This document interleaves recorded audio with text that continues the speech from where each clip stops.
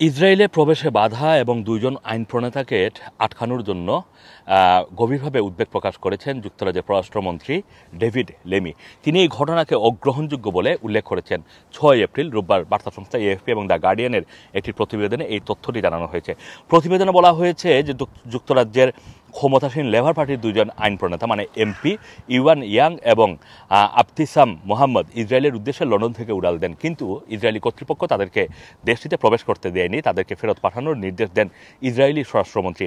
এক বিবৃতিতে লেমি বলেছেন যে 2 ব্রিটিশ এমপিকে আটকানো এবং ইসরায়েল প্রবেশে বাধা দেওয়া হয়েছে, এটি অগ্রহণযোগ্য, বিপরীতমুখী এবং গভীরভাবে উদ্বেগজনক।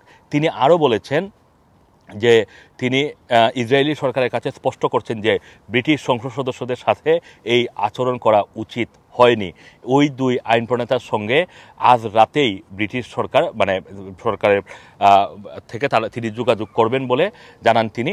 বিবৃতিতে আরও বলা হয়েছে যে যুক্তরাজ্য সরকারের লক্ষ্য হলো রক্তপাত বন্ধ, জিম্মিদের মুক্ত করা এবং গাজায় সংঘাতের অবসান ঘটাতে যুদ্ধবিরতি এবং আলোচনার প্রত্যাবর্তন নিশ্চিত করা।